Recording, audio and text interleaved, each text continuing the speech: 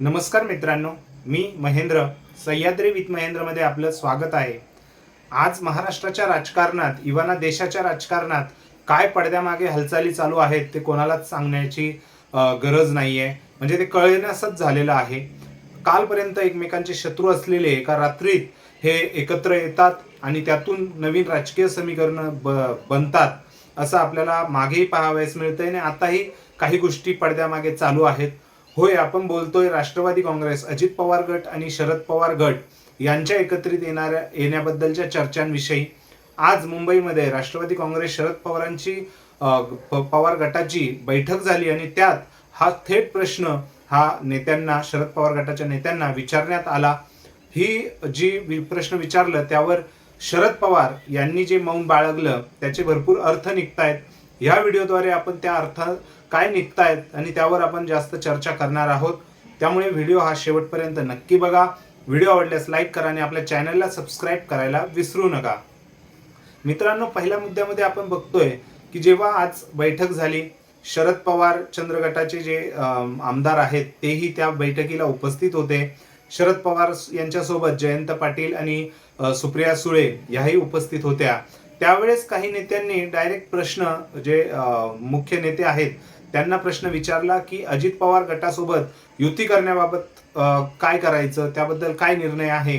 त्यावर जयंत पाटील आणि सुप्रिया सुळे यांनी जरी थोडीशी नाही म्हणून म्हटलेलं असलं तरी हाच प्रश्न जेव्हा शरद पवार यांच्याकडे गेला त्यावेळी शरद पवार यांनी हा किंवा नाही म्हणण्याऐवजी मौन बाळगलं. आणि त्याचाच अर्थ आपण जेवढं शरद पवार यांना समजतो की त्यांची शांतता ही वादळापूर्वीची असते. राजकारणाच्या पटलावर त्यांचे अनेक निर्णय हे शांतपणेच होतात. ते डायरेक्टली प्रतिक्रिया देण्याऐवजी मौन बाळगणं पाळतात. ह्यामुळे निश्चितच कुठेतरी शरद पवार यांच्या मनात काय चालू आहे याचा म्हणजे याचा अंदाज आपण बांधू शकणार नाही. दुसऱ्या मुद्दा जो येतोय या विश्लेषणामध्ये तो येतोय रोहित पवार यांनी ह्या आज जी बैठक होती त्याला दांडी मारलेली आहे. त्यांची अनुपस्थिती हे दाखवते का कुठेतरी जे शरद पवार चंद्र गटाकडनं म्हणजे शरद पवार यांची जी शांतता आहे. कारण मागच्या व्हिडिओमध्ये आपण बघितलंच होतं की मागच्या म्हणजे 2 दिवसांआधी प्रफुल्ल पटेल आणि तटकरे साहेब यांनी शरद पवार यांची बैठक घेतली होती. त्यांनी अजित पवार गटातली नाराजी ही व्यक्त केल्याची, पार्थ पवार यांच्याबद्दल कार्यपद्धतीबद्दल त्यांनी प्रश्न उपस्थित केल्याचं शरद पवार यांच्या समोर असं आपल्याला दिसून आलं. त्यावर रोहित पवार यांची पक्षामध्ये तटकरे असू द्या किंवा अजित पवार गटातले जे नेते आहेत, जुने नेते, त्यांना परत घेण्यासंबंधी नाराजी आहे का? कारण नवीन जर ते जुने नेते आले तर नवीन जे आता तरुण नेतृत्व पुढे येत आहेत त्यांना परत संधी मिळणार नाही असं काहीसं रोहित पवार यांना वाटतंय का, हेही बघण्यासारखी गोष्ट आहे. आणि त्यामुळेच त्यांनी तिथे अनुपस्थिती दाखवली अशाही चर्चा रंगतायत. आणि शेवटी आपण तिसऱ्या मुद्द्याकडे येतोय या विश्लेषणामध्ये की अजित पवार गटाकडनं जे चालू आहे, जसं आपण बोललो की प्रफुल्ल पटेल आणि तटकरे साहेब हे नाराज आहेत पार्थ पवार यांच्या कार्यपद्धतीवर, त्याप्रमाणेच अजित पवार गटातील जे नेते आहेत त्यांच्या काही आता मजबुरी झालेल्या आहेत. पार्थ पवार यांच्या कार्यपद्धतीवर ते नाराज आहेत आणि त्यातूनच ते शरद पवार यांच्या छत्रछायेखाली सिक्युअर फील करतात की कारण त्यांचं नेतृत्व असेल तर आपल्याला काही गोष्टी करता येईल. कारण आता असा विषय झालेला आहे अजित पवार गटामध्ये की उद्या काय होईल, भविष्यात आपल्या राजकीय कारकिर्दीला काय होईल, हे असं काहीसं त्यांना वाटतंय. त्यामुळेच त्या मजबुरीचा फायदा शेवटी शरद पवार हे असे नेतृत्व आहे जे नाणं वाजूनही देत नाही आणि आपलं काम करून देतात.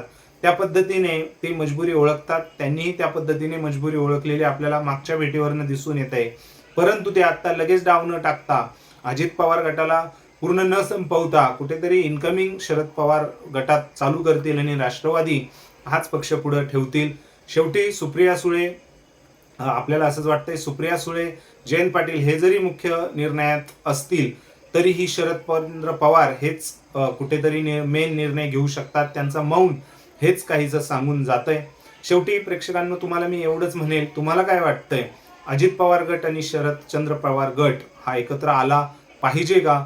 आला तर पुढे भविष्यात राजकारणात काय आपल्याला समीकरणं बघायला मिळतील आणि जरी नाही आला तर शरदचंद्र पवार गट, कारण शेवटी त्यांच्याकडे एवढा एक्सपिरियन्स आहे, ते नक्कीच रोहित पवार आणि सुप्रिया सुळे, जयंत पाटील असू द्या, ह्या नेत्यांची मोठ बांधून कुठेतरी इन्कमिंग चालू करतील का पुन्हा शरदचंद्र पवार अजित पवार गटाकडनं, आणि आपला पक्ष तेवढ्याच ताकदीने पुढे उभं करतील का? काय वाटतंय तुम्हाला हे नक्की कमेंट सेक्शन मध्ये कमेंट करून व्यक्त करा. अजूनही आपल्या चॅनलला सबस्क्राईब केलं नसेल तर नक्की सबस्क्राईब करा. भेटूया पुढच्या व्हिडिओमध्ये. तोपर्यंत जय महाराष्ट्र.